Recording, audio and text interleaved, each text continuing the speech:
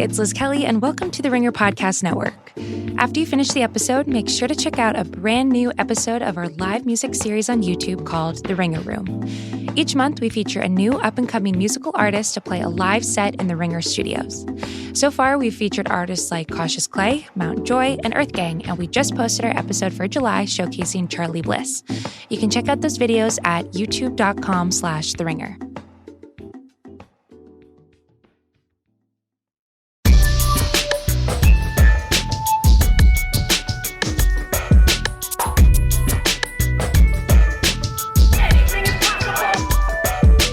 Welcome to the Ringer NBA Show. I'm Chris Vernon, and joining me as he does every Tuesday from TheRinger.com is Kevin O'Connor, a.k.a. Kevin O'Bomber, a.k.a. Kevin O'Concert, a.k.a. Kevin O'Camera, a.k.a. Kevin O'Pinionated, a.k.a. Kevin O'Crisis, Kevin O'Candyland, a.k.a. Kevin O'Climber. Kevin! Someday, Chris, you're just going to go and just keep going and going and going for like 10 minutes straight. It was great to see you out in Las Vegas. And dude, it was so good. Last night, the NBA Summer League concluded with the Bright Future Grizzlies. Yeah! Bright Future Grizzlies! Woo! Hoisting the trophy with medals around their neck, and I guess they got T-shirts. I don't know for their win last night. But on something that does actually matter greatly, it was the performance of Brandon Clarke, and I think he is an interesting case study because what I was getting last night via social media was everybody talking about Brandon Clarke, and this is one of those rare circumstances where a guy gets drafted lower than people expected.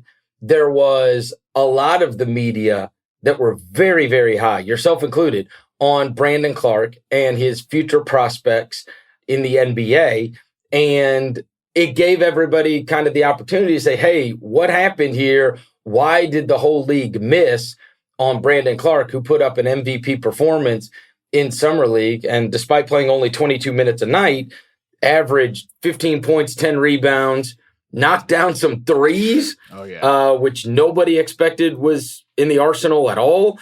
55% from the field, 76% from the free throw line, and was the 21st pick overall after a trade up by the Grizzlies to the Oklahoma City Thunder.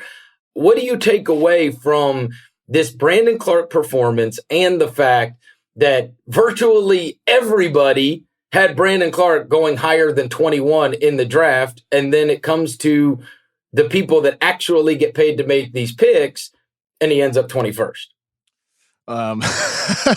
Well, it's fascinating from an NBA perspective. I have yet to hear a reason that made a lot of sense to me. With Brandon Clarke, the knocks were his age. He's already in his 20s, he upperclassman. His wingspan, 6'8" wingspan, but to me that never really mattered too much because Brandon Clarke doesn't play like he has a 6'8" wingspan because of his leaping ability and his reaction time. He plays like a guy who has a 7-foot wingspan. It's been his weight. Weighed in at 207 at the NBA Combine, so how effectively can he defend big men when he has a big man skill set? Well, Clarke is more than a big guy. He's someone who can defend on the perimeter, a weak side help defender with a high basketball IQ and a high motor. So it's the type of thing where I feel like Brandon Clarke in the draft with why he fell, people were trying to slot him into being something that he wasn't instead of looking at him for what he is. And he showed what he is in Summer League, Chris. He showed that he has elements of a Pascal Siakam in him with the rim running, with the hustling, with just the amount of versatility that he has. He showed some Sean Marion in him as well. And I don't want to go too far with that comp because Marion was a star in his day. But there's elements of Sean Marion in there with the above average jump shot, with the more of the big man style skill set, with a little passing in there as well. And just the overall sheer versatility in the defensive end of the floor. His shot blocking is not just because he's long and tall. It's because he's so smart and he rotates so perfectly. So for Brandon Clarke to win Summer League MVP, and then, of course, Grizzlies winning the Summer League championship, Clarke was a big factor of that, not just because of the numbers and the highlight plays, the dunks and the blocks. It's because he was always in the right position on both the offensive and the defensive end of the floor. And as you said, Chris, He got better since the end of the college season at Gonzaga, where he only shot 27% from three, did not take a lot of shots, but he revised his shooting mechanics. And what he had in college was good touch. He always had good touch on floaters and hook shots, those little runners in the lane, layups with either hand. He always had good touch. But now that he's revising his mechanics, that touch is translating to corner threes and even some above the break three. So Clark is looking like he was a steal of the draft in my eyes on draft night. And you don't want to use Summer League to confirm your biases, but it's nice to at least see it translating so far. The next step will be preseason and then regular season basketball. But I had him ranked 7th, and I have high confidence that this is going to continue with him. When I was putting together my Ringer article of the guys that can't fail, after Summer League, there were a few regrets. And Clark is obviously one of them, because you look and you see everything he did in college. I remember at one point tweeting out, this guy has more blocks than he had missed shots throughout the year, and is this great example of talking about what a guy cannot do rather than what he can do. And when I would talk to people about Brandon Clark, I went and pulled my notes as to like, why did I get talked out of this? And it was overwhelmingly shooting. That's why I got talked out of it. That in this day and age, you have got to be able to knock down a shot, because when it gets to the highest level, they are going to expose that you cannot knock down the shot. And it was a question. And so if we're doing this guy cannot fail, I at least was met with some level of resistance to, hey, it could not work out, Chris, because if you can't make a shot, you are going to be in a tough spot in the NBA. And that was a bit persuasive to me. I mean, that's why I got talked out of it. And I will tell you that the name that I had written down next to him that one executive said to me, they said, he's just like Larry Nance. So where do you want to draft Larry Nance? And do you want to say bullshit? And do you want to say Larry Nance can't fail? I'm just telling you what somebody said. I know, right? That's not my opinion. I know he's not just like Larry Nance though. Brandon Clark has way better touch than Larry Nance did in college, and also Larry Nance also has an injury history, which is another reason why he fell in the draft specifically. Right. In regards to Brandon Clark, to me, the reason why I felt some level of optimism with his jump shot was because of the touch factor. You could see that manifest for him in Summer League. He can do more away from the rim. It's just he had to revise his shooting mechanics. He already did at San Jose State before transferring to Gonzaga. That helped his jump shot, and he's done it again. So Clark, he's one of those guys who has shown a willingness to change his mechanics, and he showed some level of success in doing it with mid-range jump shots. So now it was about extending his range to 3. And he only attempted 9, and he hit 5 of them. So you're not going to read too much into the results. He very well may just be like a 30% three-point shooter. But you know what? That's okay to me. That's okay, because of the fact is that that's not his primary role on offense. His primary role is rim running, and that's what makes him a perfect fit alongside Ja Morant and a perfect fit alongside Jaren Jackson Jr., because Jackson Jr. can be the guy spacing the floor or taking on virtually any role on the offensive end of the floor. Ja Morant, pick and roll playmaking wizard, now has a lob threat in Clark. That is his primary role, attacking the offensive glass, rim running. If he can also shoot a jump shot at a slightly below average rate, that's cool, because that's not his main thing. It's defense and rim running on the offensive end, and that's where he's going to have his career established. And if he does become like a 35, 36% three-point shooter or even better than that, we're talking about somebody who's going to become one of the top 40 players in the league. That's the type of potential that he has if the jump shot becomes a real threat. But already he has a foundation to become a good player. And for what it's worth, there's people who are like listening to this right now, listening to us, Chris, like, it's only Summer League. This evaluation isn't based just off this month. It's based off his college career. It's a large body of work, not just Summer League. But what he's done has shown improvement since the end of the college season, and that's what's especially encouraging. You know, it's interesting that you brought up Marion, because I brought that name up to him when I interviewed him at Summer League as a guy that, say, if Brandon Clark reaches his full potential. I mean, Shawn Marion is an underrated player in the pantheon of the NBA. This is one of the great players we have seen. But interestingly enough, he grew up a Suns fan. And so him being even said in the same sentence with a Sean Marion. And you see a lot of it because you got this crazy athleticism and you've got a shot that looks strange. And he actually used to shoot it, as you could attest. People that saw him long ago, even at San Jose, it was a bona fide ridiculous shot. Dude, it was gross looking. Ridiculous. It was really disgusting. And it became, and now it looks normal. It doesn't look ugly anymore. It's a little unorthodox, but I mean, do yourself a favor after listening to the pod, just search for Brandon Clark, San Jose State. So if we look at Brandon Clark, who won the Summer League MVP, and we say, okay, this guy, we already believe he was underdrafted. The other one that falls into that category the most, and it was somebody that I put in my article, and so I felt great about it after this entire Summer League played out, is the kid that the Pelicans got, Nickeil Alexander-Walker. Kevin, he is awesome. What I saw in him was a guy that did everything with both hands. I mean, he could pass with both hands. He could shoot with both hands. He was active on the defensive end. I love Buzz Williams guys. I mean, you can go back to so many of them have outperformed where they were drafted. Whether you're talking about Jimmy Butler or Wesley Matthews or Jay Crowder or whoever it may be, they have to play hard and they have to play defense, which coaches love immediately. But the skill level that this guy showed, and there were many times throughout that summer league, he just absolutely looked like the best player on the floor. It was a little reminiscent to years ago watching Donovan Mitchell. And you could just see like, geez, man, this looks like there's one guy of these 10 that looks like he's at a different level than the rest of them.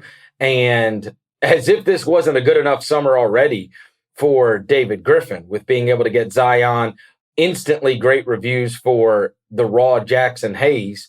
What he got in Nickeil, I mean, we redo that draft, I promise you that kid goes way higher today than he would have gone before this, few weeks that took place in Vegas.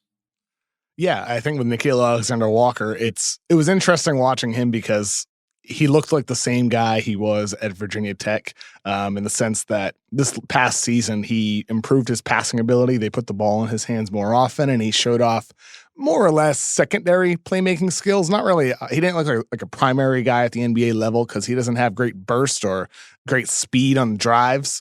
However, he looked a bit more improved now, I think, physically in terms of his quickness. And so perhaps that can translate to becoming one of two guys that's a primary ball handler. I don't think he's your number one guy handling the ball, but that doesn't matter because the fact is that he can shoot in more ways than just spotting up. He showed the ability to do stuff off movement. He showed like some Harden-esque step backs and side steps from three, and they didn't always fall, but that is not something he showed at Virginia Tech. And it's something that he's clearly trying to experiment with now, something he's trying to develop now.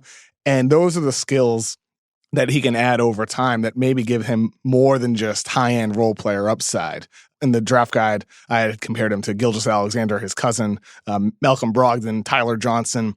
He looked like a bit more of an offensive spark than some of those guys are in Summer League. I'm curious to see how it translates when he's going against NBA-level athletes because he is lean. He is fairly skinny at his size, but a very encouraging Summer League performance by him for damn sure. Other ones that stood out, I'll be damned, but it looks like Portland's got another mega dynamic guard in Anthony Simons. We talked about Lonnie Walker. Dude, he looks last so damn week. good. Yeah, those were two others that particularly stood out that really separated themselves. And the one other, and this goes along the same lines with the Clark thing, that I got talked out of, but is one of those guys where I was like, man, the guy can just flat score, and everybody in the NBA loves guys that can score, is Edwards, Carson Edwards. I mean, he's little. The track record of that little is not that great. Of course, there are exceptions to the rule, and he can't really defend, and he doesn't really run a team. And so you've got to find a place where somebody will let him accentuate it, like that. A lot of it's going to deal with his opportunity and his fit. And if he gets drafted to the wrong team, this could go the wrong way. And that was persuasive enough for me to talk me out of it, that I felt like maybe I'm going to be too at mercy to who drafts him. But then after seeing the team that did draft him, which is Boston, who has had incredible success with small guys, and this is even prior to Brad Stevens, right? Like Eddie House, they've had these kind of guys, Eddie House, Isaiah Thomas, Kyrie Irving. Now they got Kemba Walker, and Brad has done a good job of using these type of guys. You see him in moments and you think, this is absolutely, like, I see his role, which is come off the bench, flip the game for me, because the guy has just enormous onions. He has supreme confidence, and sometimes that can, onions. yes, sometimes that can be his downfall. But I'll tell you, like, this guy can flat score, Kev. He can score, and I was pissed off watching him because I'm like, damn it. I mean, I knew this dude could score. I knew it.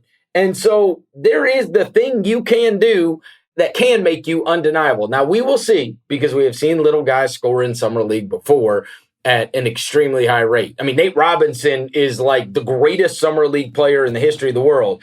I watched Josh Selby get his number retired, for Summer League performances.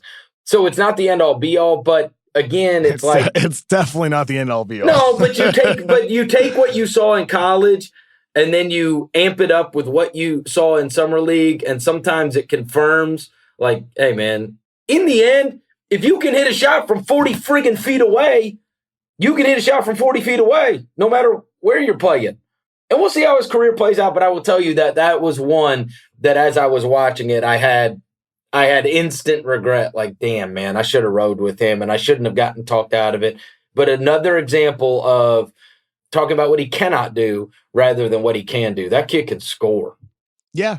I mean, with Carson Edwards, to me, like, if you're nominating players ahead of Summer League, guys who are likely to have success in the Summer League, Carson Edwards would have been high on that list because, as you said, Chris, for small guards, this is pretty much like their perfect platform for success, where there's a lot of chuckers out there and not a lot of, high-end defense. There's effort, but not a lot of high-end talented defenders. So for Carson Edwards, it's nice that it worked out for him. He was hitting deep shots, some tough shots off movement as well, not just all off the dribble. So for Carson Edwards, like, this is what he's going to be in the NBA, a spark plug who comes off the bench. But I'm not about to overreact to him. There's still limitations on the defensive end of the floor. His playmaking remains a weakness for him. So I don't think you necessarily made the wrong decision keeping him off your list just because of his Summer League performance, Chris, because those are serious flaws, and that's why he fell to where he did. But with that said, like, he clearly does have the potential as a scorer to survive and thrive within that role, maybe becoming a sixth man, not necessarily a sixth man of the year candidate, but I would not say no to that. I would not rule that out for him in his future, but I wouldn't overreact too much. And that's like the whole thing with Summer League, though. Like with RJ Barrett, after he struggled his first couple of games, so many people are already calling him a bust. And then he has a couple of good performances and it's like he's a star.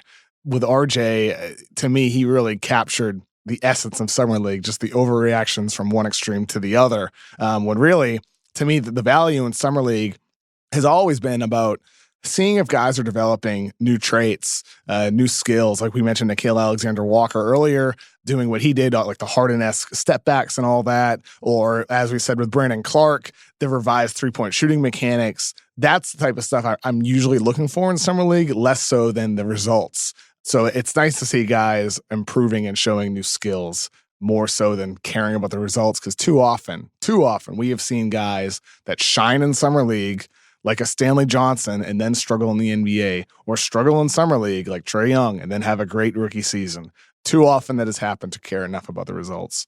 All right, last thing to put a bow on Summer League. Kevin. Thank you. Please put a bow on Summer League, please. All right. There can only be one bright future team. And I feel like the torch was passed last evening via Kevin O'Connor. For years, you have clung to the bright future Suns. And there you were, calling them the bright future Grizzlies. Here's the thing, Chris. I feel like there can be two bright future teams. There's one bright future team where, like, it is completely serious with no amount of worry or concern about that team's future. And then there can be one bright future team the one that you dubbed them the Bright Future Sons, if I remember correctly, where there's a bit of sarcasm behind it. No, I dubbed them that because of the title of your article.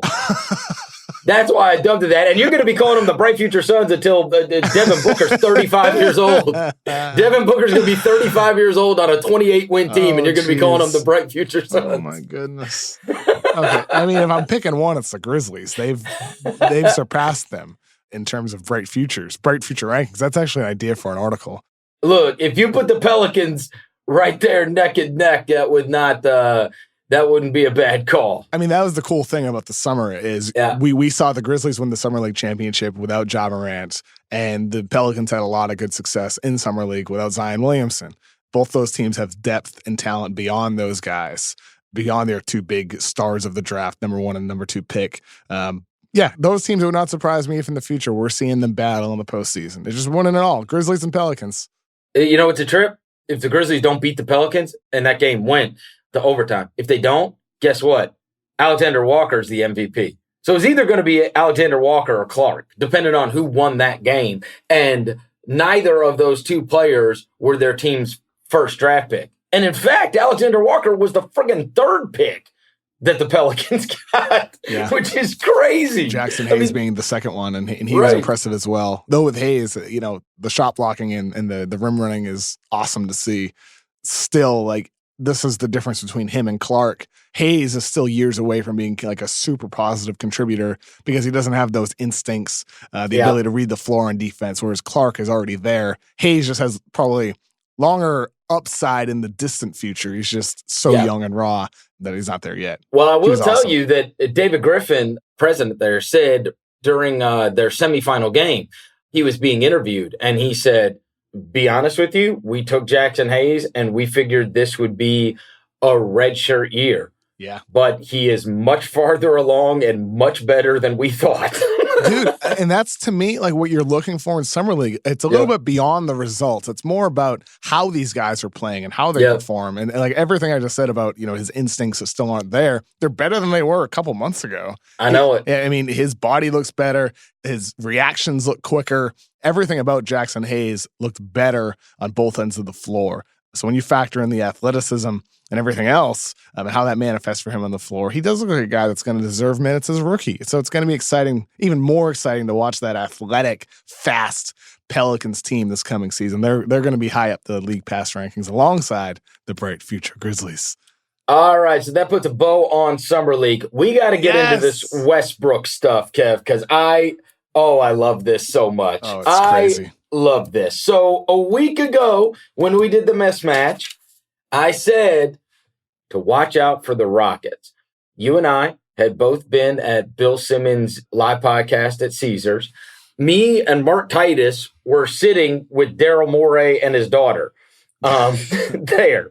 Now, I did not have any inside information from sitting next to Daryl, but I opined that him getting into the conversation about having huge stars on your team and his infatuation with stars and the fact that he went on this rant talking about how you cannot overpay. He was really ranting up there. Yeah, you cannot overpay the best players. Like, stop it already. Because when people talk about, oh, this contract's impossible or this guy is so overpaid, like these are the best players in the world. And those are not the ones that we need to be talking about are the ones that are overpaid. And I just listening to it, I know he has Paul on his team. It also felt like a justification for Westbrook, who had been the subject of people saying, oh, he's one of the worst contracts in the league and this guy's contract's terrible and yada, yada, yada. Well, now Daryl Morey, who was once dubbed Dork Elvis by Bill Simmons and is a beloved figure in the analytics community, the guy who started the Sloan Conference, no less, the anti... What does Bill Simmons call Sloan? The Dorkpalooza? Yeah, Dorkapalooza. Dorkapalooza, yeah. So I love this so much because now you see people changing their tunes on Westbrook because Daryl acquires him. He has been the whipping boy, and he is like the anti analytics community guy, right? He is, and in fact, they are polar opposites, both Harden and Westbrook. And when that argument came to be just a few years ago for the MVP, you saw people drawing lines in the sand. I find it hilarious to see the change in tune a little bit on Westbrook and kind of like, hey, he's still one of the greatest players in the world. And if you got to do it, you got to do it. It wasn't that long ago. Westbrook was a losing player on the worst contract in the history of history, who got fake rebounds and can't shoot and blah, blah, blah, blah, blah. And now it's like, oh, well, he's still a great player. And man, imagine if this could work with James Harden. If you can take a step back, you've been an anti-Westbrook guy too. Do you feel like you've been stabbed in the back by Daryl Morey? Yeah, I'm currently bleeding out right now, Chris. However, let me take a step back and say this. So with Russell Westbrook, for years, I've written the article like 5 times since being hired at The Ringer. The second article I ever wrote was titled The Russell Westbrook Roadmap, and it was about how Westbrook's flaws hold Oklahoma City back from reaching their ceiling. It holds Billy Donovan back from running his more motion-based offense that he would prefer to run. And the point of that article and the others that I've written since then, the conversations we've had, Chris, is to say that Westbrook's weaknesses are easily improvable. He's somebody who just needs to commit to cutting off ball, just needs to commit to trying on defense, somebody who can, maybe he won't be able to improve his shot, but I hope he can. He hasn't, and that's unfortunate, but there's other things that he can do to improve his game. With that said, the point of it was that Russell Westbrook is already a great player despite these flaws. And so for Oklahoma City, trading Westbrook is unfortunate. They got a great haul for him, as they did for Paul George. But for Houston, it's a win because Westbrook raises their ceiling over Chris Paul. I still think Chris Paul can play, and I think he's going to show that with OKC, perhaps to raise his trade value. But there's no doubt that Westbrook offers higher upside for the Houston Rockets. And Morey has always been a guy that's about variance, and that's really one of the perks of the three-point shooting. Sometimes you have an 0 for 27 stretch, but you can also have a 20 for 27 stretch, and that can help win you games in the playoffs. So Westbrook, he's such an odd fit because his off-ball shooting is still not good. But what he can provide that team is variety, Chris. I think his speed in transition will be a change from what we normally see with this Houston team that likes to slow it down. His half-court playmaking, somebody who can create for others. He may not be a great three-point shooter himself, but he can create for others.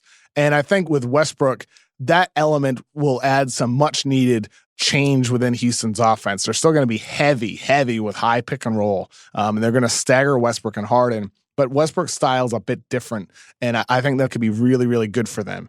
With that said, though, Chris, the flaws are still there. When Harden has the ball in his hands, Westbrook is going to have to be used maybe a bit more as a screener, going to have to cut more. He's going to have to do those things that he hasn't been willing to do for years. And maybe the change of scenery will help him. I'm not totally optimistic about that. But for Houston, I do think it's an upgrade in terms of your upside. There's more downside too. Westbrook has always been a losing star player. He's the worst elite point guard in the NBA. That's bullshit, by the way. Why? Because look, here's the thing. Why? When do your stats matter most? When do your stats matter most? In the playoffs. In the playoffs. Okay. Interestingly enough, I will tell you that, you know what? And I'll even throw out Harden's Oklahoma City playoffs to not depress his numbers. Dude, okay? Come on now. Russell Westbrook playoffs, 41% from the field, 30% from three, 25 points, 8 assists, 7 rebounds, 2 steals. James Harden in the playoffs, 41% from the field, 32% from three, 28, 7, and 6. Mr. Efficient has the same friggin' numbers as Russell Westbrook?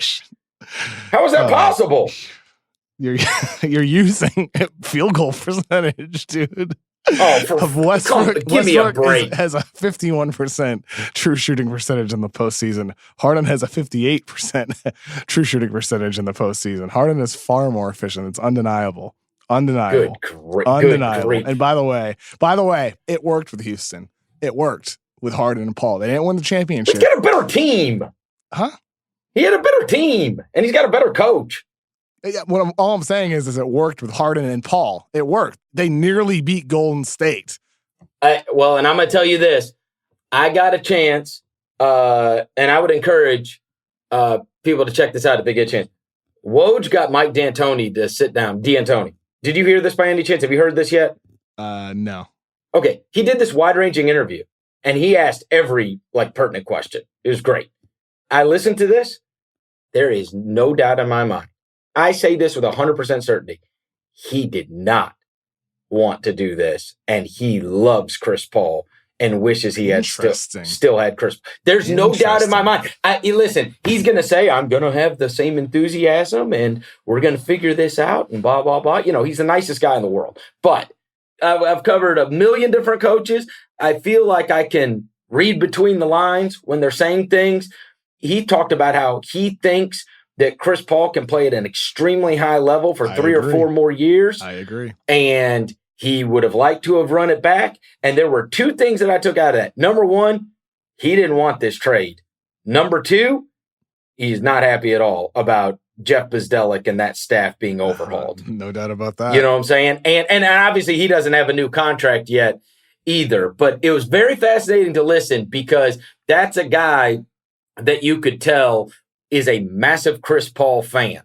And I think he knows, Westbrook does have the same kind of, if a guy punches me, what is my reaction? Do I go into a ball or do I turn into an animal? And all of a sudden I'm trying to, it's kill or be killed. And Paul's got that. He's got that. And I think it offset Harden in many cases. And we will see how it offsets him with Westbrook. But he was going on about how, what a smart player Chris is and what Chris brought to the table and how good he thinks Chris is going to be for multiple years down the road and how they were really close. And I don't know, man. I got done listening to it thinking, geez, he's going to make this work. He's going to do what he can.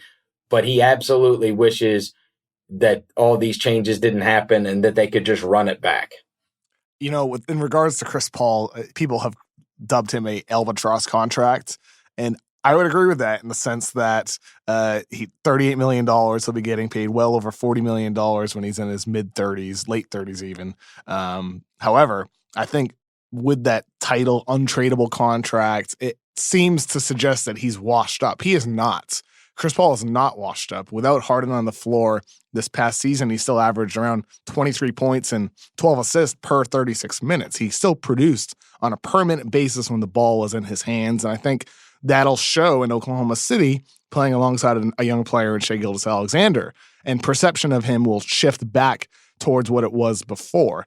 The problem is with that deal is there's so few teams that are able to trade for a contract so large, and there are so few teams that even need a point guard, never mind a point guard that's so old, that's so expensive. That's what makes him an untradeable / albatross contract, not necessarily his production level. Maybe he'll play himself into a guy showing that he can do it on a full-time basis with Oklahoma City there, and then they can maybe flip him to Miami or something like that during the season. I just wanted to make that clear about Chris Paul. He's not washed up yet, so I agree with D'Antoni that he still has years left to be a productive point guard. But I think for D'Antoni, I'm sure the source of his frustration more than anything else is the fact that he lost his entire coaching staff. Morey fired that entire staff, and it's very unusual for management to clean out the entire staff besides the head coach. Seems to suggest that perhaps D'Antoni's time in Houston may not be long. Yeah, and you've got that hanging over. You've got a team that's got to figure it out quick, a team that had trouble, figuring it out quick with, obviously the Carmelo thing was a disaster and they started last season, 11-14 or whatever it was.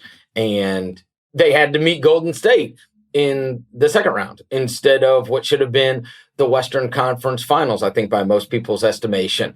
And I don't know, man, you've got that hanging out there. You've got the whole Westbrook and Harden thing. And how is this going to work together? You've got these players who have posted the 2 highest usage rates, in the history of the game, playing on the same team. I will say this in Westbrook's defense, and I've mentioned this many times before, Paul George was having as good a year as he's ever had, playing alongside him and was playing at an MVP level. We know Kevin Durant won an MVP playing alongside Russell Westbrook. And so the idea that, hey, this guy who is a selfish player who has this high usage and whatever is a detriment to the elite player by his side, that's not fair at all. And in fact, the evidence suggests to the contrary, because he commands so much attention. And that's the fascinating, like, what is the ceiling on a Harden season? You wouldn't expect it could be greater, but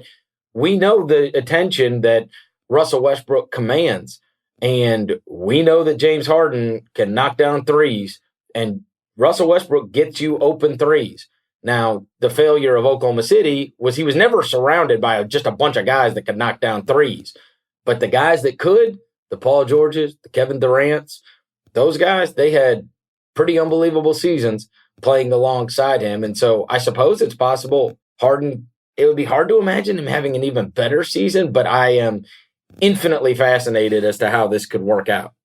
I mean, it'll fail when Westbrook starts jacking up mid-range jumpers with 18 seconds left in the shot clock in the playoffs. That's when it will fail. Right. But prior to that, during the regular season and however long their run goes, for as long as Westbrook avoids some of those just brain fart decisions, it is possible that he could greatly help James Harden. Because for Harden, like I said earlier, Harden and Chris Paul worked. It just worked together. They had great success in the regular season. They had great success in the postseason. It just did not result in a championship. But those guys just didn't like each other. That's undeniable. They just didn't like each other. And on the court, that manifested in like they rarely passed to each other. And that led to Harden only attempting 70 catch and shoot 3-point jumpers compared to 943 3-point shots off the dribble. Just an insane disparity between those two. 943 pull-ups compared to 70 catch and shoot threes. Is that true? That is true. Holy that is hell. True. I know. It is just ridiculous. And Harden is a great 3-point spot-up shooter. In the past with OKC, he was a great cutter. And I hope that's what we see, the dynamic between Westbrook and Harden. Because Harden is one of the guys who pushed for this trade. It's been reported by others that he was one of the real forces behind trying to recruit Westbrook, trying to get Morey to make a deal. I had heard prior to this all happening that Harden may have gone as far to request a trade if Paul weren't traded. And obviously Darryl would never have traded James Harden, but that's what I had heard. That's how far their discontent with each other went, that Paul wasn't happy with Harden and Harden was not happy with Chris Paul. So that was an extra motivator for Morey to make this deal. And Westbrook and Harden like each other. They've known each other for many, many years, since before they were both in NBA or even in college. And they had success together in Oklahoma City. And so I have confidence that these guys are going to be able to figure it out, just like Paul and Harden did. They learned how to coexist. But Harden and Westbrook actually like each other. And maybe that'll lead to more spot-up opportunities for James Harden, in addition to just his elite ability to score on the dribble. Maybe we're going to see more of it off ball now. I really feel like it's either going to be unbelievable or it's going to be a disaster. I see very little circumstance that it's just okay. You know what I mean? No, it's not. Yeah, you're right. Like, this can implode, or they're going to quickly become the favorite. Well, and you wonder if it's Harden's last stand on this stuff, because they filtered through coaches, Kevin McHale, Dwight. It's Westbrook's last stand. That's what it is to me. So. Like, this is Westbrook's chance to show that he can change and evolve, that he can adapt. He's not done it. The only thing he's really adapted at in the NBA, and he deserves a lot of credit for this, is becoming a star playmaker. He was not that at UCLA, and he became one in the NBA. But beyond that, after he's reached his level of stardom, we have not seen him adapt, becoming a more active off-ball player, becoming a more consistent defender, or becoming a better shooter. This is his opportunity in a new system next to James Harden, and just a drastically different system that he's ever played in before, to show that he can evolve his shot selection, limiting those early mid-range pull-ups that he's always had, that have always been so frustrating and a negative towards his own team.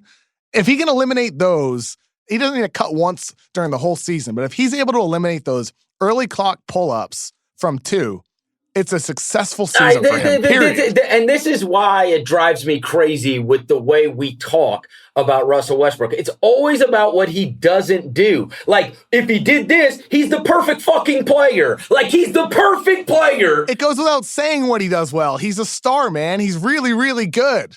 He's one of the best point guards of the decade, but he has these easily improvable weaknesses. But when people talk about James Harden, they don't talk about how Kevin McHale's gone and Dwight Howard's gone and now Chris Paul's gone. And then when it comes to the playoffs, he vomits all over himself. Yeah, but like, the vomiting part is just BS. And yet true. Every time Russell Westbrook comes up, it's like he doesn't cut off screens and he doesn't do this and he doesn't do that and he doesn't do this. He averages a friggin' triple-double. Yeah, because everybody knows he vomits over himself in the postseason. Westbrook has vomited over himself for years in the postseason. Oh, for goodness sake. Holding back Kevin Durant back in the OKC Holding days. Back. With his poor, poor shot selection. Did you watch the games? Oh, clearly for not. Goodness sake. Clearly not when you're saying James Harden vomited over himself when he had an unbelievable series against the Golden State freaking Warriors. Oh my God. He didn't have, listen, he's got a team without Durant on his home court. On his home court. On his home court. And then he has a game 7. He's got 2 games to do it. 2 games to be the man. The other guy's out. When it mattered most, who showed up? Steph Curry. Steph Curry showed up. He got to face the Warriors when KD got hurt. Dead to rights. He had the Spurs on his home court and got beat by 1,000 a few years ago. Stop it already. No, he stunk that game. No doubt about it. He did. He did. Yeah. You're right. Stunk that game. You're right. That one. The one that really mattered is the one he stunk in. Oh. But he did average nearly 30 points per game. Yeah, great. With solid efficiency in 7 games against the Golden State Warriors, a team that went on to win the championship. Here's what Daryl knows. He needs somebody that's built for it, a real alpha. And he just tried to improve Paul because Paul was there when Paul's the one that's going to fight and clutch and grab while James Harden is twiddling his thumbs at the half-court line. And Westbrook, listen, they'll either win or lose, and it'll be because of Westbrook. Trust me. And I suppose it'll come down to whether he cuts off the ball or not. Guy averages a friggin' triple-double, for God's sake. It's so funny to me that you're like bashing Harden. Harden in that Warrior series that I'm referencing, this is the 2018 semis, the series where Chris Paul got hurt in Game 5, I believe, and missed the last 2 games.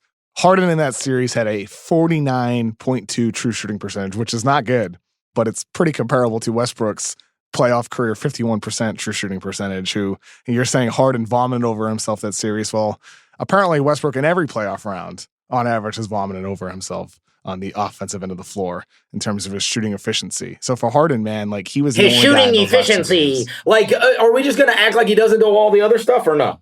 What other stuff? I just want to hear you say it. We're going to act like he doesn't rebound. We're going to act like he doesn't get assist. We're going to act like you're saying Harden doesn't pass the ball or rebound? What I'm saying, Kevin, is Westbrook. This guy brings a ton to the table. I know. I'm not saying Westbrook sucks. No, you go back to what he doesn't do. Westbrook's a really good player. It's so hard for anybody to talk about him. It's unbelievable. It's always about what he doesn't do. Dude, I'm sitting here telling you Westbrook is a great player. He is a great player. He is now follow it up. He is one of the best playmakers in the league, and that's what makes him such an exciting fit in Houston now. When he has better spacing than he's ever had before, better shooters around him, perhaps than he's ever had before. Now do what you want to do. That's what makes it so exciting. Do what you want to do. It's driving you crazy. Do what you want to do. But now go ahead and shit on him for 5 minutes. The flaws go right alongside the pros, dude. They do. It's a fact. Just like for James Harden, for years, he was a major liability on the defensive end of the floor. It mattered. The flaws matter, just like the positives do. Harden has improved his effort as a defender, and that's a good thing. It's a good thing. Like, he's still not great, but he's improved. For Westbrook, like, you still want to see him improve some of those weaknesses. And hopefully in Houston that happens, so we can see a great player, a truly great player, reach an even higher level. That's all it's about. Seeing a great player reach an even higher level. Right. That's all. That's all it's about. And so for Westbrook, some of these flaws that he's had in the postseason are so frustrating, Chris, because they are so easily improvable. That's what's long bothered me. When he's shooting teams out of games with those careless pull-ups early in the clock, that's frustrating. Just don't do it. That's it. Look for the pass. And maybe in Houston, we has more driving lanes to get to the rim, throw down dunks, or lay the ball up, or kick it out for threes. Maybe we will see those mid-range jumpers eliminated. Maybe playing alongside his buddy and James Harden will help him. And I hope so much that that's what we see, because for Westbrook, that's been my long source of frustration with him, that he is this great player that I just want to love, Chris. I want to love Russell Westbrook. Oh, God. And maybe I will love him in Houston. I hope to. I love this. This is tormenting all the Westbrook haters because you're either a Harden guy or a Westbrook guy. Everybody's been that way. By the way, and I feel everything I just said, I feel like it'll sound funny coming from me, but has Westbrook become underrated? I feel like the hate for him has gone too far, where you're telling me that I'm focusing on the negatives. Well, and now, but I feel like on social media, calling him an untradeable contract is a bit silly to me. Westbrook is still a great player. Everybody's opinion is going to change now that their King Daryl got him. Everybody's got to change course. He was now that basically the leader of the statistics revolution, the founder of the Sloan Conference, took a giant dump, threw it in his hand, and chucked feces on all of y'all by acquiring Russell Westbrook, who is the arch enemy of efficiency. I love it. I love this so much. It is pretty funny. It's really hysterical. The irony, and look at everybody changing course. It used to be able to be the whipping boy, but now that Daryl did he still is the whipping boy. Okay. People on social are questioning this deal for Houston. They're questioning the fit, questioning why Daryl did it. I feel like that's being the person that I've gotten from. All right, here's the hottest take ever. You ready for this? Here's the hottest one. The last guy standing in Houston's going to be Westbrook. D'Antoni will be gone, and Harden will be gone. That'll be the last of this. What about Daryl Morey? I don't know. Did it depend on how much those owners like him? That guy's an issue. Tillman We'll Fertitta. See. All right, we got to take a quick break. When we come back, the league has changed dramatically, and you wrote a super fascinating article that I want to ask you about regarding questions that you asked many executives around the league about how much the NBA has changed and how much it's changed significantly just over the course of the past few weeks. We'll do that after these words. Today's episode of The Mismatch is brought to you by Express. Who doesn't love jeans? I wear jeans all the time. Jeans are comfortable, and you don't want jeans that are going to stretch or wear out. You want them that look good. You want them that allow you to move. And if you live in your jeans, you know how important comfort and fit are. And Express Hyper Stretch jeans are designed with the highest level of stretch for maximum comfort, so you can make moves all day long. Plus, with more sizes and styles than ever before, Express jeans have the perfect pair for you. Everybody wears jeans, but no two people wear them exactly the same way. Find what fits your ambition, your style, and your life. Find what fits you. Right now, Express is offering our listeners an exclusive limited-time offer in stores and online. Get $20 off any one pair of Express jeans when you use the promo code 9994 at checkout in-store or at express.com. That's express.com, or head to a store and use the promo code 9994 at checkout to receive $20 off any one pair of jeans. Exclusions apply. Today's Mismatch is also brought to you by Google Fi. Doesn't it feel like most phone plans just weren't made with us in mind? Between bad coverage, paying too much for data you don't actually use, and crazy roaming charges, Google Fi is a phone plan by Google made with features that people like you and I actually want. Features like free international roaming, so you never have to worry about calling up your provider to let them know you're going to be traveling, and 3 networks in one, so you can stay connected wherever you are, from your home to your office and everywhere in between. Google Fi works on your favorite smartphone, so you don't have to switch phones to switch plans. In fact, it's as easy as just downloading the app, and you only have to pay for the data you use. Plus, with bill protection, if you ever use a lot of data, your bill is capped at a reasonable amount.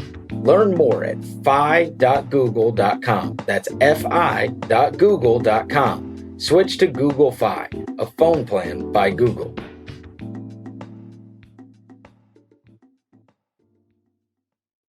All right, Kev, so I mentioned your article that you wrote about how much the league is changing and that you talked to all manner of people about this. You start off by talking about the Thunder and what they got in return.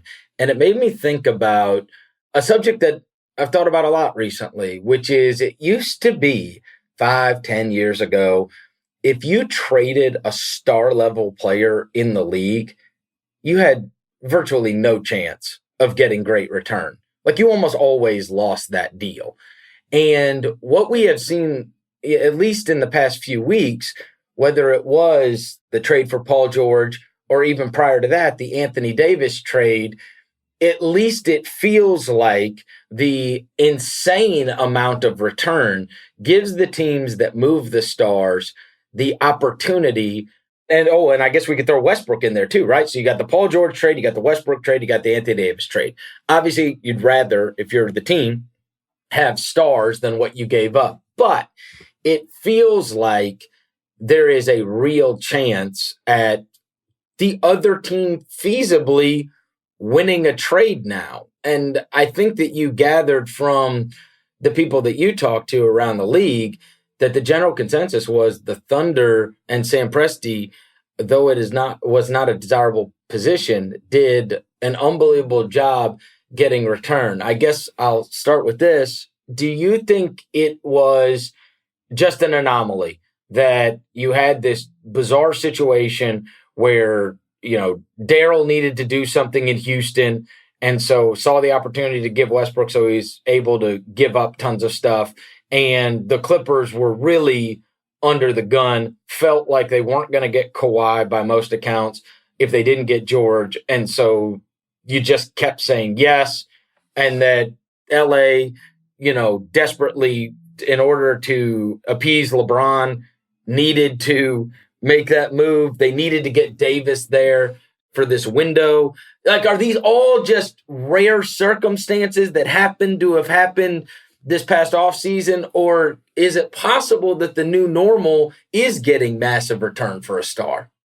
I think it's a couple of things, but primarily I would just say it's the players involved. It's, as you said, Anthony Davis. He is one of the best big men that we have seen in his 20s. So naturally, it would be a significant return for him, as it should be. In regards to Paul George going to the Clippers, for Oklahoma City, there's a bit of luck involved there, and the fact that Kawhi Leonard did indeed desire a second star going there. I've heard that even the Lakers, as late as Friday night before he officially signed with the Clippers, thought that they were going to get him. I believe that Kawhi Leonard may have told the Clippers, if a second star doesn't come there, he's not going to go there. He would go to the Lakers. So there was immense pressure on the Clippers to get a deal done, which gave Presti the amount of leverage necessary to complete a trade. And for Russell Westbrook, Chris Paul can still play, but he's what, the 40th, 50th best player in the league, something like that. Russell Westbrook is a top 20 guy. So I think what they gave up to make that upgrade is a fair price to pay. So Oklahoma City, in the article, it's so interesting because every executive I talked to said the guys they've talked to with Oklahoma City were unhappy about the deal. They were down. Sam Presti was disappointed that they had a rebuild now. But it's like every executive loves what Oklahoma City did. One guy in particular said to me that Kawhi was the savior for the Oklahoma City Thunder in the sense that it gave Sam Presti an out. He was able to trade Paul George, which enabled him to trade Russell Westbrook without any backlash, without any concern or worry about how the deal would be perceived. Not necessarily that Sam Presti would worry about that, but the organization as a whole. It became something that they had to do, that they were doing with the rebuild. And now, if Chris Paul gets sent to Miami, maybe they'll have to give up one of the Miami picks to get that done if it happens before the season begins. But they could potentially get some more in return on top of their whole pile of first-round draft picks over the next 7 years. 15 first-round draft picks over the next 7 years, including their own. It's ridiculous. So for OKC, Chris, man, I'm not sure it's anything necessarily that will translate into the future. In the article I wrote, someone mentioned to me that perhaps Sam Presti's unhappiness with this has less to do with what he got because of the circumstances, more to do with the fact that you have Kawhi recruiting Paul George away, you have James Harden recruiting Russell Westbrook away. So it's another instance, especially with LA, of a small market player being lured away to a big market. And teams in the future, if this happens, may not be as fortunate as Oklahoma City was because of the circumstances that allowed them to get so much in return. So for Adam Silver and the NBA League office, it's going to be about figuring out how do you curtail tampering? How do you limit this? I'm not sure if there's any solutions. It's always been this way. I'm not sure exactly what you can do, but maybe, I don't know this for sure, but maybe that's one of the reasons why Sam was unhappy, just because of how it happened rather than what they ended up getting in return for those guys. It's fascinating because one of the things that you brought up was how team building is changing. And I know you and I over the years have been roundabout. And one of the reasons that I talk about my hatred of tanking, beyond the sense of the people that work in the stadiums and the fans that live and die with the team, et cetera, is that I do think that there is what we have seen over the course of the past several years is a different way of building. That now, it used to be in order to get great players, you needed to have high draft picks. And for whatever reason, people have become worse at the draft, right? People have become worse at the draft. And younger players coming into the league, just more variance. That's all it is. Well, that's not true. I think that's primarily what it is. The younger the guys the high school guys, the less confidence there are in them. Well, look at the high school. I mean, you had Garnett, you had Kobe, you had LeBron James. I mean, that's when high school kids were coming. Busts as well, though. The younger the guys are, the harder it is to project them. I think that's probably true, but superstars are superstars, and we just haven't had as many in the last, I don't know. I went back to 2008, and I only went up to when, I'd say you have to at least have 4 years in the league. So we go to the Towns draft, okay? And if you take 2008 through 15, that gives you 8 drafts. If you just take the top 5 players taken in each of those drafts, that's 40 players. 12 of those players have made an all-star team, 12 of the 40. And you only have, I believe, 4 that are on the same team, which is insanity. I'm talking about like that are on the same team and made the all-star team. John Wall and Brad Beal, Embiid, and Towns. Wow. And I think that's it. That goes back to 08. Okay. That goes back to the Rose year. So, I mean, you see everybody switching teams. And so I piggyback on that to tell you the tampering thing. And I feel like, and now I'm more involved with youth basketball than I ever have been because I have a son. My son's 9. There's not a time that we go to a gym that some adult doesn't come up and ask him who he's playing for or if he's playing AAU. He's friggin' 9, Kevin. Now, the kid he shoots the hell out of the ball, and most 9-year-olds can't shoot. It's just like the NBA. Everybody needs a shooter, right? I've seen your Instagram stories. Yeah, he can shoot. Everybody needs a shooter, and that's what he can do. He can shoot. But I'm talking about he's 9, and they approach him. Okay, number 1. Number 2, guess what? We are not playing it yet. But all those kids, they're all putting together their own teams. I'm talking about at 9. They're 9 years old. They're putting together their own teams. And then they do it at 10, and then they do it at 11. And then obviously all these AAU teams. We're seeing the total proliferation. We're seeing it in college too. This Memphis Tiger basketball team that Penny Hardaway got, James Wiseman, who Kevin Clark has a great article about on the ringer.com today. How about that for a promo? But James Wiseman was, by most accounts, the number 1 recruit in the nation. When he signed, all of a sudden, all these other kids started signing. And I'm talking about kids from New York, kids from California, kids from Florida, all over the globe. Like they're forming their own team in Memphis, no less, to play for Penny Hardaway. And I think what we're seeing now is that these kids they're putting together their own teams starting at a very young age. And you can say that's a trickle down from the NBA and when those guys just decided to play together. But I do think now on the way up, that's what they're going to be used to. Used to be you would just go to the high school that, you were assigned to. And whoever was on the team was on the team. Like that doesn't take place anywhere anymore, virtually. Not if they're really good. It's kids that live in this district, and this district, and this district. And the private schools are all giving scholarships. And then they all sign up to go to the same college together. And then they get to the NBA, and it's the first time that they've had to be told what team they can be on. And now the best ones have realized, I don't have to be told what team to be on now.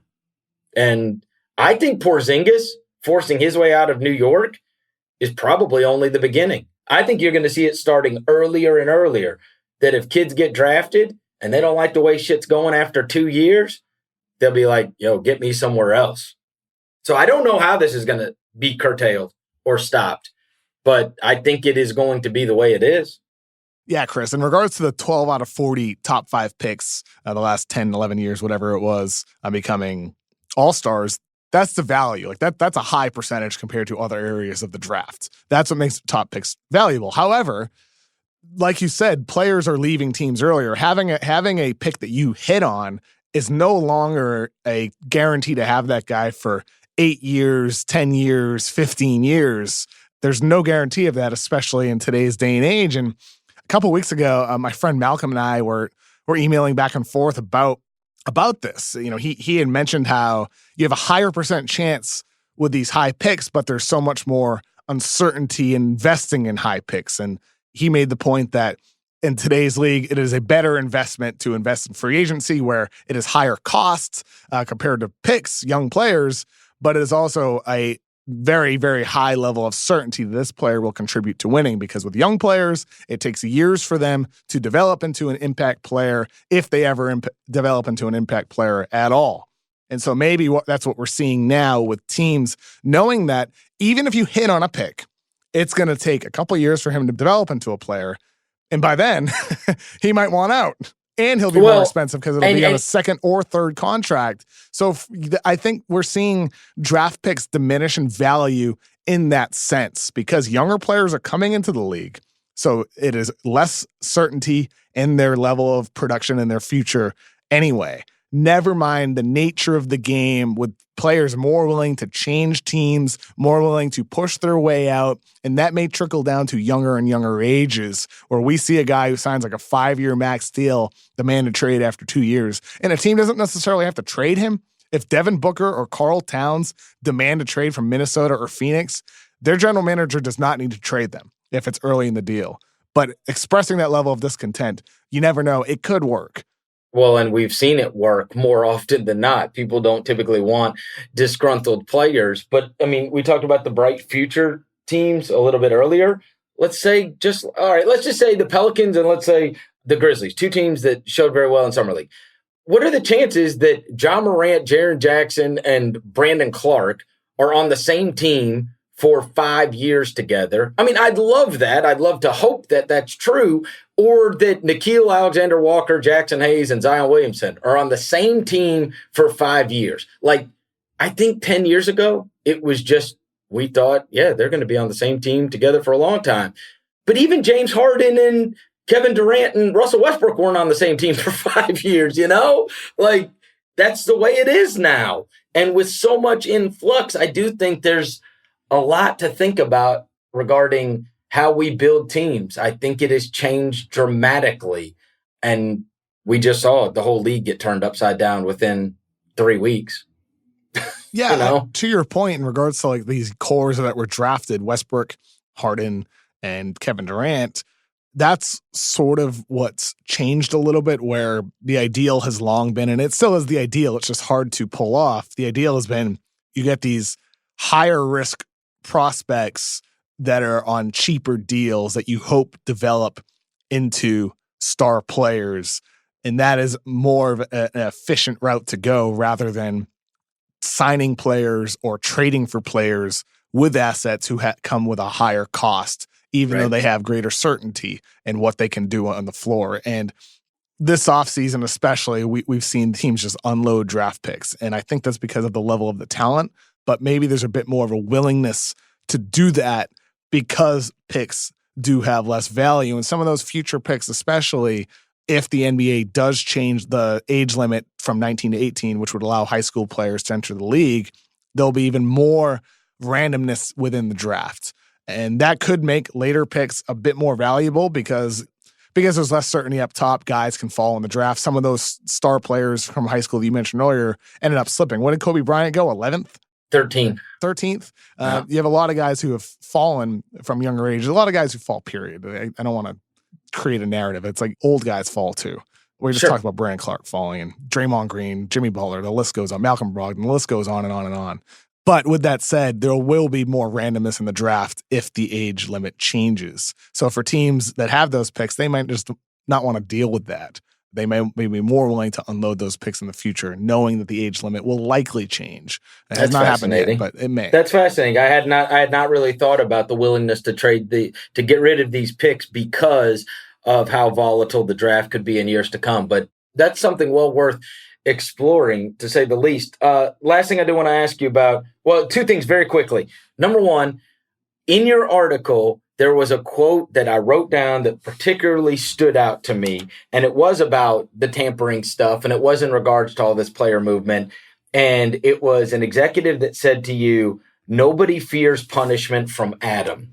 And the reason this stood out to me is because I would say Adam Silver's popularity rating is at like 98%, right? Fans, media, teams, like he is easily the most popular of the commissioners within their league. Almost nothing negative is ever said about him. And this was the first time that made me think, wow, there's at least one guy out there that thinks he's so nice, everybody loves him so much, and he used Goodell. Whoever you talk to used Goodell as an example. Right? I was like, what? Goodell? Yeah, well, say what you want. A lot of people think Goodell's a prick, but people are scared to cross Goodell or to break the rules. And so I guess the gist of the quote was, you're not really that scared to break the rules because, and I quote, "nobody's scared of Adam." When you heard that, what did you make of it? That's a sentiment shared by a handful of executives I've talked to over the years that tend to think that Adam is more of a players commissioner, which he is. And I think that's okay. I think Adam has done an extraordinary job as NBA commissioner. But I do think with that Lakers punishment, that was an opportunity for him to just lay down the law and say, like, tampering is not okay, and to set a precedent beyond the monetary fine. I think Magic Johnson got fined $50K for the Jimmy Kimmel thing, and then the Lakers got fined the $500,000 when it was discovered that Rob Pelinka had tampered for Paul George with his agent Aaron Mintz. A lot of executives at the time thought that was a light fine.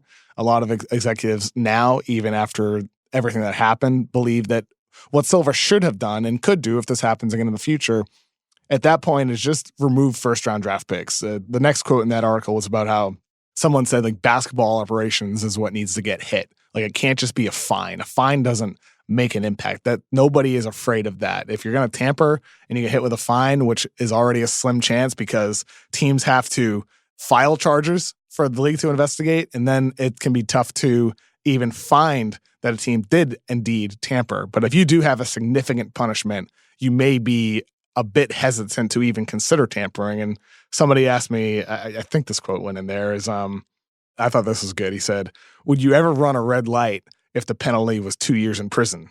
And like the answer is no, like you wouldn't. And he says that's the point with tampering. Like, teams won't tamper as much if there's a significant penalty beyond a fine. So if the Lakers had been punished with the removal of a first-round draft pick and or the inability to trade first-round draft picks for 5 years. For the next 5 years, they can't trade picks or whatever. In that case, they wouldn't have been able to trade for Anthony Davis, and they would have been restricted in player movement in other regards too for mid-level players, never mind the star-level players, if they weren't able to trade picks or they had picks removed. And teams, I think in that case, if the punishment were so significant, if tampering is indeed an issue that the league office seems to portray it as, I do think you need to make the punishment severe. That does deter most teams, not all teams, most teams from egregious tampering, where it is being reported and even lauded sometimes for teams doing what they do. Like Kawhi Leonard was not on a team when he recruited Paul George, which makes things difficult here. Like, how do you fine a player? How do you punish a player when he's not actually on a team? It's a tough rule. But I do think the executives who support harsher punishments for tampering are onto something, that there needs to be fear in their eyes from breaking that law, breaking that rule.